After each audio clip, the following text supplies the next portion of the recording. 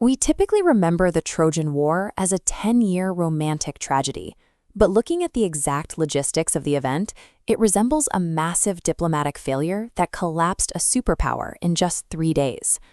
Greece was not yet a dominant force in the Mediterranean. Troy was the undisputed global commercial power, controlling the Hellespont, the vital trade routes connecting the Aegean and Black Seas, with an absolute iron grip. Cassandra, the daughter of the Trojan king, operated as a high-accuracy strategic analyst. Once we remove the layer of divine curses and Mount Olympus mythology, her visions appear as a series of sophisticated threat models. Her predictions maintained a flawless accuracy rate.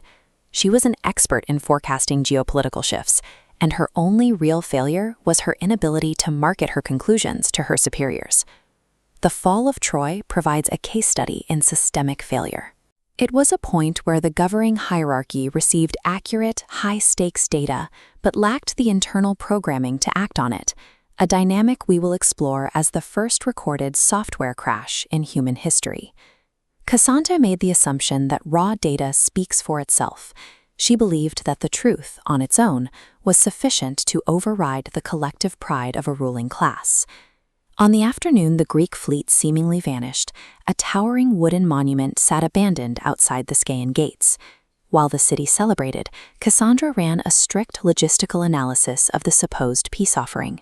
She calculated the internal spatial constraints and caught the biometric signatures of the hidden soldiers, the unmistakable smell of sweat and damp wood trapped beneath the heavy disguise. She recognized the trap, but her delivery was tactically flawed. She directly attacked the egos of the Trojan generals, screaming at them that they were walking into an ambush rather than maneuvering their pride to serve her goals. As the king's daughter, she had direct access to power, yet she suffered from severe information isolation. She possessed high-quality intelligence, but zero social currency to make those insights actionable. Her analysis bounced off the leadership's psychological defenses. The men in charge wanted a victory lap, and they filtered out any data that contradicted their triumph, allowing the enemy to be rolled through the front door. Imagine a pivot where Cassandra controls her frustration and plays to her father's vanity. She tells King Priam that the horse is an insult, too small to properly honor a king of his stature, and demands they burn the pathetic Greek offering as a public show of Trojan dominance. The king agrees to the show of force. The monument is set ablaze right there on the plains. The Greek special forces are eliminated inside the timber, without a sound. Out at sea, the waiting Greek fleet sees a pillar of smoke and realizes their greatest strategist has failed. This map shows Trojan influence expanding across 3 continents, occupying the geographic and economic footprint later held by the Roman Empire. Since Rome was reportedly founded by Trojan refugees, a surviving Troy would have established a global hegemony that bypassed the Dark Ages entirely. Troy was a culture built by engineers and merchants. With an accurate algorithm guiding their economic cycles, they likely would have moved straight to an industrial revolution. A modern metropolis like Tokyo or New York might exist today with architecture mirroring the megalithic walls of ancient Ilion. In that reality, leaders are trained to listen to dissonant voices, and accurate forecasting is the primary tool for state survival. We do not live in that reality. We have the ruins of Troy to remind us that history is written by those who control collective perception, not necessarily those with the most accurate data.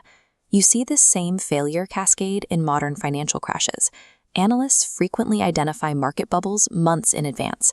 They hold the mathematical proof, but they fail to influence the ego of the market itself. The pattern repeats during modern health crises. Facts alone are often insufficient to prevent widespread systemic collapse because human systems are designed to confirm existing prejudices, not to hear the future. The brutal reality of power is that people do not want to hear a future that inconveniences them. They want the future to validate the choices they have already made. If you have an insight that predicts the next disaster, being right is not enough. You have to convert that truth into a currency the people in charge actually want to spend. You have to make your data useful to their ego. Cassandra was not a victim of the gods. She was a victim of a universal rule. Truth without power is just noise.